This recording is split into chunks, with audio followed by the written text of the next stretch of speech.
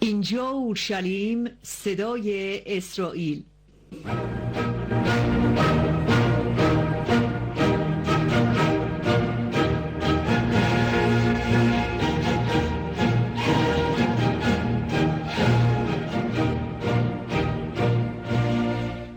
درود بر شنوندگان ارجمند.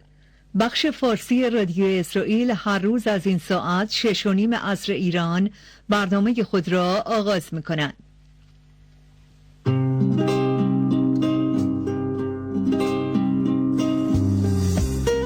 ایرانیان در غربت، گفتگوهای رادیو اسرائیل با چهره‌های ایرانی و ایرانی زادگان در سراسر جهان.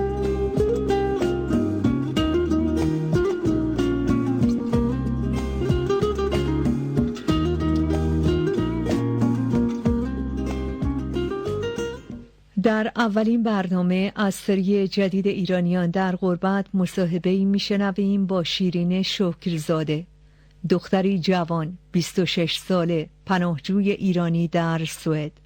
شیرین از راه آنچه که کلیساهای خانگی در ایران نامیده می شود از اسلام بریده و به مسیحیت پیوسته و آنگاه از ایران خارج شده. حدود 3 سال است به سوئد رسیده، اما هنوز پناهجوست. درخواست پناهندگیش هنوز مورد رسیدگی قرار نگرفته و به سختی چشم انتظار است. او در تدارک یک سری تظاهرات سیاسی و تحصن در ماه‌های اخیر در سوئد دخیل بوده. در مصاحبه با ما از زندگی خود، چرایی رفتنش از ایران و زندگی در عنفوان جهانی زیر برچسب پناهجویی بی سرنوشت سخن میگوید و همچنین از آرزوهای خود. مصاحبه را که انجام داده بودیم میشنوید.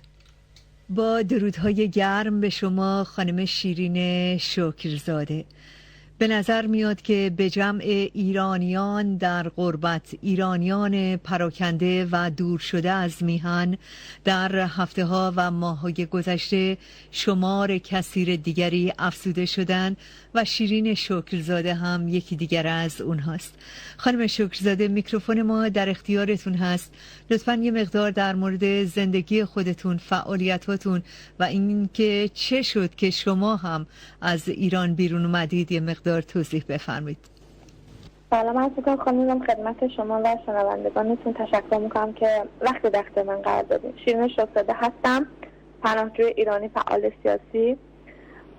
علت مهاجرت من از ایران خب مثل بقیه آدمای دیگه بود که کشور جمهوری اسلامی ایران همه میدونن که کشوری هستش جنایتکار، دیکتاتور، زن ستیز، انسان ستیز، یک کشوری هستش که صدا در سینه خفه میکنه آزادی‌های مطلق، اون چیزی که حقوقش، اولویت‌های حقوق شهروندی برای یک انسان، مخصوصا زنان هستش، رو از آدم سلب میکنه و اینا همه باعث میشه که یک سرخودگی، یک انفرادی برای آدم تو وطن آدم متعلق به ما هست، به من هستش رو پیش بیاره و باعث ترک وطن بشه و کلمه پناهندگی با آدم چسبونده بشه. این همه دستخوش این هستش که پایه اساس کشور من، وطن من، یه رژیم جنایتکار اسلامی و دیکتاتور هستش که کلا انسان ستیز هستش. جمله اول میشه که زن ستیز هستش. مثل شما میلیون ها نفر دیگه در ایران هستن که در یک احساسی از خفقان، اینکه هر روز پاشونو از خونه بیرون میذارن، میبینن که با فضایی روبرو هستن که اصلاً مایل نیستن در اون فضا زندگی بکنن، روبرو میشن. آیا بفرمایید که همه اونهایی که چنین احساسی رو دارن بعد ایران رو ترک بکنن، پس ایران باید به دست چه کسانی آباد بشه؟ البته خب جنبش اصلی، مبارزه اصلی رو ما میتونیم تو ایران انجام بدیم. یعنی خیلی خوبه که آدم قد مقاومتش بالا باشه، جونش به خطر نیفته. مثل یه سری از ما که از ایران خارج میشیم، واقعا اگه میتونستیم میموندیم جونمون به خطر نبود، مسلماً تو وطن خودمون علیه این جنایتکارای فاشیست مبارزه کنیم، خیلی بهتر جواب میده تا دورادور. ولی متاسفانه خیلی چون جونشون به خطر میفته، قدرت مقابله دیگه ندارن، صحنه رو خالی میکنن و از ایران خارج میشن. ولی من اینجور که دارم میبینم، الان مثلا من تو سوئد هستم، درصد مهاجرت ایرانی‌ها به اروپا مخصوصا به صورت خیلی بالا رفته، یعنی اکثر دارن خالی میکنن به خاطر که فشار و ظلم و دیکتاتوری اینقدر زیاد هستش، درصد تجاوز، درصد اعدام‌ها، درصد خشونت‌ها به قدری بالاست که قدرت مقاومت از آدم میگیره.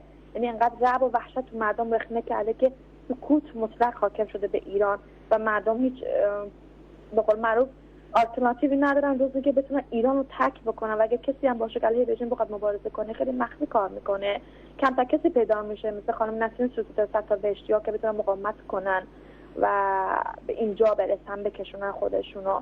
و من فکر میکنم ما اپوزیسیون هایی که خارج از کشور میتونیم ایجاد کنیم و کلام و صدای زندانیان سیاسی مبارزین داخل کشور باشیم. ما میتونیم اینجا بیشتر حمایت کنیم اینها رو، چون اونجا مثلا من خودم الان تو اروپا هستم میتونم راحت‌تر فری باشم، فعال سیاسی کنم، چون اعدام و شکنجه و تجاوز و فشار و این چیزا نیست به من.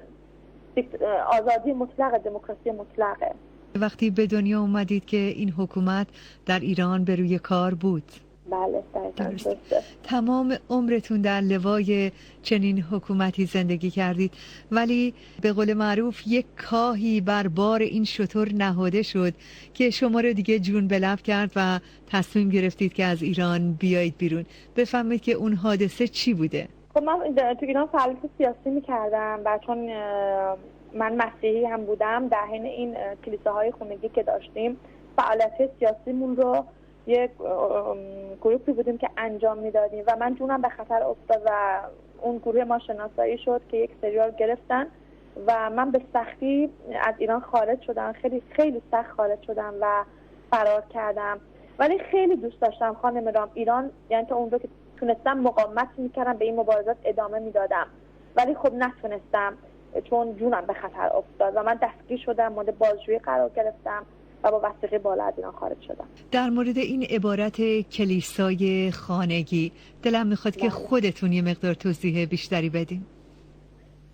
توی ایران یه سری از ما که واقعا خب فامیلی، خب یعنی میشه گفت مادر و پدر ما اقلیت مذهبی هستن، چون کلمی زرتشتی مسیحی، یعنی مسلمان نیستیم، ولی توی ایران من میتونم بگم که نصف مردم ایران از دین اسلام خارج شده و به ظاهر تظاهر میکنن. شما نمیدونید چه خبر، جو همین کلیساهای خونگی، تو کلیساهای پریواتی هستش که مردم از دین اسلام خارج میشن، باپتیسم میکنن، دوپ میکنن و دلشون و وجودشون رو به چیزا فیضا و شریعت‌های دیگه میدن.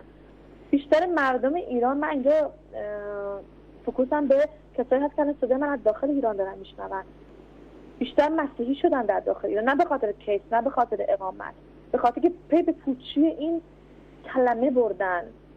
فکر میکنید که تعداد کلیساهای خانگی برای پاسخگویی به این نیازی که شما میگید بسیار زیاد هست و افراد زیادی دارن نوکیش مسیحی شدن و از اسلام خارج میشن به مسیحیت ملحق میشن، تعداد کلیساهای خانگی چقدر هست؟ خیلی زیاد. من میتونم بگم که شاید خیلی جالب باشه که خود شما و شنوندگانتون بدونن که خیلی جاها هستش تو ایران، توی تهران، توی شهرستان ها که به عنوان مثلا تکیه چه می‌دونم حسینی ادیان مذهبی میزنن، یه چادری، یه آفیشنی، ولی در داخل اون کار دیگه میکنن علیه اسلام. این در خودش یه مبارزه است. به قدر این حرکت تو ایران زیاد هستش. من حالا نمیخوام بگم چون از امنیتی هم برای تو ایران مشکل پیش میاد. خانم شکرزاده، وقتی خود شما احساس کردید که میخواید به مسیحیت ملحق بشید، بفهمید که واکنش اطرافیان خودتون، شما که زاده شده در خانواده مسلمان بودید، واکنش اطرافیان و بستگان خود شما چی بود؟ خب من ترد میکردم و من ترد میکردم، مورد عذاب قرار میگرفتم، مورد رعب و وحشت و ولی من باز همینجور بشارت میدادم که من با قلبم مسیر رو قبول کرده بودم و در این حال موقعیت خوب میدونستم که از این رو استفاده کنم که مبارزات سیاسی خودم رو در جلسات مخفی بین زنان و مردا انجام بدم، بین آدما که تو اون جمع می اومدن.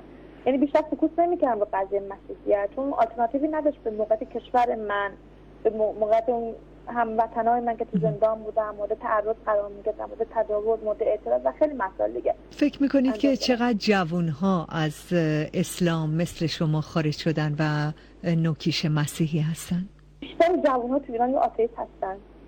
این جدا میگم، یعنی اصلا اعتقاد به هیچ چی ندارن. بله. یا این هستن، دو راه داره، یا اینکه مسیحی نوکشی شدن. یعنی میشه گفت بیشتر جوانهای ما تو ایران مسیحی هستن. اون 10-15% خانواده‌ای هستن که بیشتر مسیحی هستن، بعد آتئیست و کمونیست هستن. گرایش به بهائیت هم وجود داره؟ بله، گرایش به، یعنی مردم در داخل ایران به همه چیز دست پنجه میکشن جز اسلام. برای اینکه خارج بشن دست پنجه میکنن به همه ادیان و مذهب‌های دیگه که از اسلام خارج شن. به شمار زیادی از برنامه‌های رادیویی و تلویزیونی فارسی زبان در خارج از ایران در سالهای اخیر به وجود اومده که در اون هدف اصلیش حمایت از نوکیشان ملحق شده به مسیحیت در درون ایران هست. یعنی افزایش این برنامه‌های تلویزیونی رو شما یک پاسخی به نیاز به وجود آمده در ایران میدونید؟ بله دقیقاً، به خاطر اینکه شما ببینید خیلی از پارابول‌ها هستش که اصلا خیلی بیشتر تبلیغ مسیحیت میشه، صحبت مسیحیت تو کشورهای مختلف هستش و اینا همه علتش به خاطر اینکه داخل ایران اینا واکنششون بدن. مردم، جوان‌ها، مهم نیست پیر و جوان، ولی بیشتر ما فوکوس می‌کنیم به جوان‌های مملکتمون. این هم باعث شده که در خارج از ایران آیتم‌های باز بشه علیه اسلام باشه، یعنی که تبلیغ کلیساهای خونگی، نوکشیشی. خب خیلی از نوکشای ما تو ایران، خیلی از پاسای ما تو ایران دستگیر میشن، حالا خارج از کشور هستن میان ایران برای که فامیلشون سر بزنن، یا در داخل ایران هستن تحت فشار هستن، چون جمهوری اسلامی از اینا میترسه. چون جمهوری اسلامی از کلمه اسلام داره استفاده میکنه و مردم ما رو به قصد غارت کشیده و داره کشور ما چپاول میکنه. به خود شما برگردیم، بفهمیم که چند وقت هست که از ایران بیرون آمدید؟ من 3 سال و نیم از ایران خارج شدم و در سوئد هستم. بله، خب سوئد در این سالهای اخیر مثل بسیاری دیگر از کشورهای اروپایی به جای اینکه بیشتر حمایت بکنه از ورود ایرانی ها که تحت سرکوب بیشتری بودن اتفاقا در این دولت دوم احمدی نژاد، تدابیر سختگیرانه بیشتری رو اتخاذ کرده. موقعیت خود شما الان چطور هست؟ بله، این دلیلش به خاطر اینکه وقتی که دولت سوئد کنوانسیون ژنو امضا میکنه و پناهنده میپذیره، موظف هستش طبق کنوانسیون ژنو و قوانین حقوق بشر رفتار کنه، ولی متأسفانه به خاطر بدبستون‌هایی که با جمهوری اسلامی داره و کشور سوئد از سیاست خیلی بالای برخورداره، متأسفانه به خیلی از ایرانیای ما که حق ما اقامت هستش، چون وقتی میگیم ایران، از ایران اومدیم خوش کیسه، اقامت نمیده. این به خاطر بدبستون‌های خودش هستش.